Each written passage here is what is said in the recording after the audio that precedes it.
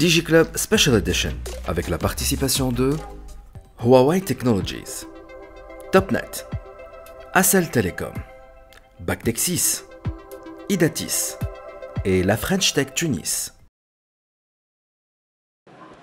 عسلامة encore une fois. Donc مازلنا موجودين في الفيفاتيك. احنا توا في البافيون تاع l'Africatech ومعنا سي أيمن متيمت qui est directeur conseil, c'est bien cela? C'est bien ça, عسلامة. Chez Deloitte Tunisie.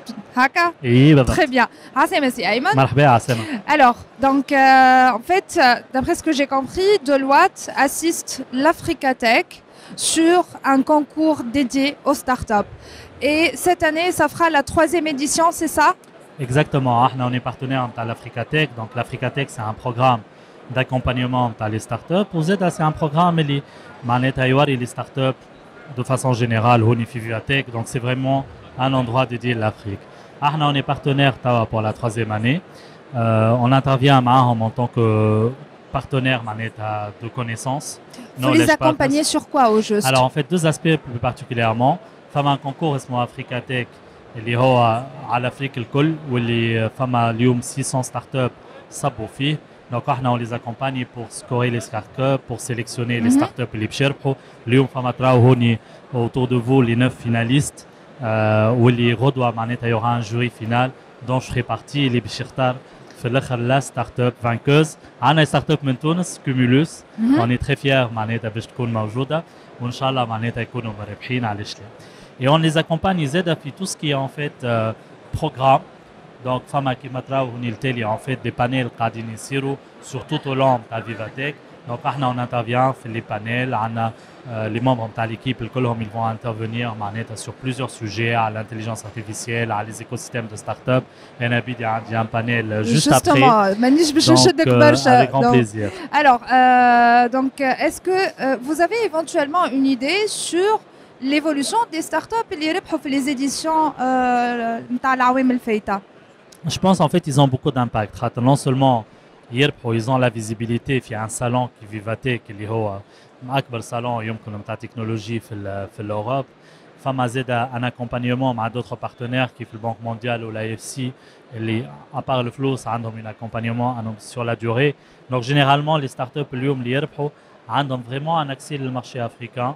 Ou donc des investissements directement juste après. Sachant que on se focalise vraiment à des startups matures. Le focus c'était des startups qui ont levé 200 000 euros, 1 million d'euros.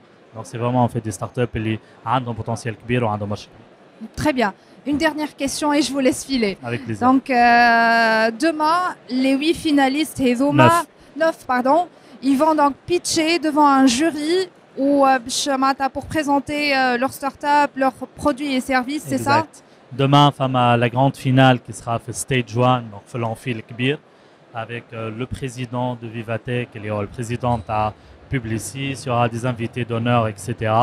Et donc, on va choisir le jury, la startup qui va gagner ou qui se verra à remettre des prix. Mais en tout cas, les 9 startups, ils auront de la visibilité sur scène. C'est pas l'argent, c'est pas l'accompagnement. Ce qu'on gagne, c'est la visibilité, c'est les investisseurs, les femmes à Honi. Et vous allez voir, peut-être Nati comme un scoop, mais dans un peu moins d'1 heure, Emmanuel Macron il sera là, où il va s'arrêter voir les startups de Africatech. Où franchement, rien que ça, je pense que c'est une victoire en soi. Très bien. Merci beaucoup, Sidi. Merci. Merci. Donc là, on est avec Karim Koundi de Deloitte et vous avez changé de rôle, c'est bien cela? Exactement. En fait, ça fait un peu plus que Ram. En fait, c'est pas un changement de rôle, mais c'est un rôle additionnel. D'accord. Historiquement, en fait, et jusqu'à aujourd'hui, je suis toujours responsable de nos activités de technologie ou digital au niveau de l'Afrique francophone. Donc ça, c'est toujours le cas. Et ça, c'est mon métier. Ça, c'est mon expertise et c'est ce que je développe depuis plus que 20 ans. En plus, en fait, j'ai pris la responsabilité pays, Tunis. Donc, je suis en charge aussi depuis un an à peu près. De la marque Deloitte en Tunisie, de toutes nos activités en Tunisie, à travers tous les métiers qu'on gère, donc l'audit, le conseil, le juridique fiscal, le risk advisory, etc. Voilà, donc ça c'est le rôle additionnel depuis... Très bien. Alors, Karim, tout à l'heure, on était avec Ayman Mtimet, on a parlé justement de l'accompagnement de Deloitte, que Deloitte accorde à l'Africatech. notamment le concours des startups, les Reduc, justement, ils vont pitcher. Bon, il y a 9 finalistes qui vont justement pitcher les idées MTHM et les produits MTHM, services, etc.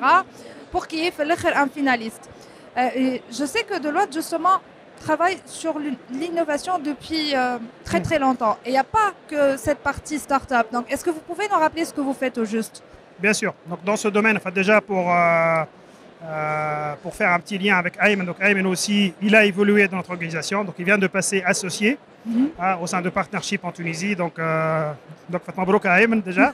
Et Ayman, justement, et ce qu'on gère en Fitounes, en fait, on a tout un pôle de conseils pour les startups, le développement des écosystèmes en fait, d'innovation, Fitounes et au niveau de l'Afrique. Donc, on a une équipe à Tunis.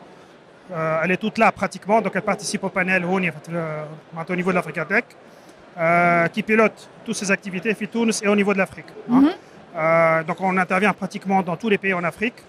Le Startup Act auquel on a joué un rôle Fitounes il y a plusieurs années. Aujourd'hui, on l'a déployé en Mauritanie, en Djibouti, donc Sénégal, etc. Et donc dans plein de pays. Et donc ça, c'est juste un exemple. On parle de projets qui sont similaires justement au Startup Act, c'est ça? Donc on duplique Très bien. toutes les expériences tunisiennes, puisque la Tunisie est vraiment en avance l'Afrique par rapport à ça. C'est un modèle. Là où je vais en Afrique, là où je parle avec tout le monde, Tunis, vraiment, c'est un modèle, c'est un pilote dans le domaine. Et donc on essaie de contribuer dans ça. Donc on a un rôle sur l'Afrique. On travaille beaucoup, bien sûr, avec les bailleurs de fonds. L'employabilité ou les startups, c'est très lié et c'est l'enjeu numéro 1 aujourd'hui pour l'Afrique. C'est l'emploi. Et l'emploi à travers les jeunes et ce qu'on appelle en fait, l'auto-emploi.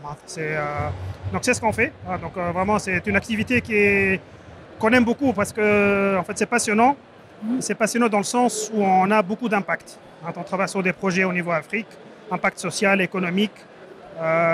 C'est une équipe qui est passionnée en fait, à part le Khedma qui est passionné. Donc vraiment on a pas mal d'expertise là-dessus. Très bien. Et est-ce qu'il y a des projets qui sont spécifiques à la Tunisie en fait et sur lesquels vous êtes en train de travailler? Lyoum, on intervient sur plein de projets avec pratiquement tous les bailleurs de fonds, GIZ, la Banque mondiale, le département américain, le département d'État, avec l'AFD, etc. Mais on a 2 gros projets aujourd'hui.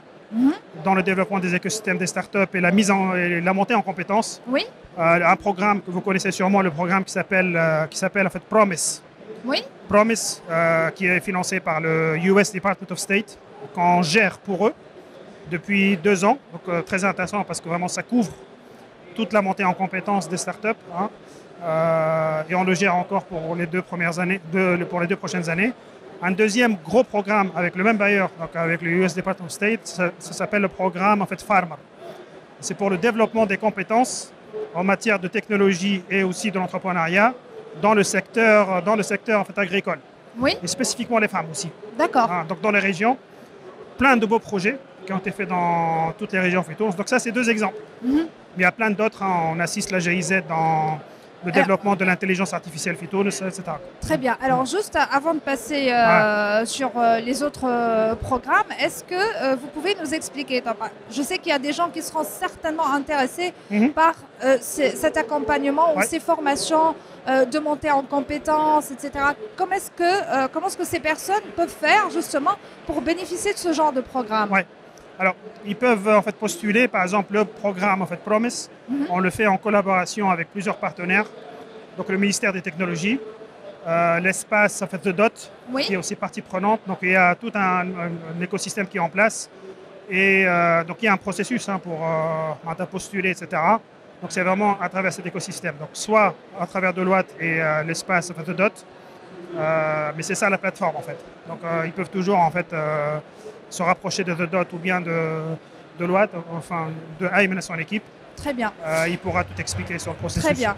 Alors tout à l'heure, vous avez évoqué l'intelligence artificielle. Qu'est-ce que vous faites au juste sur ce volet?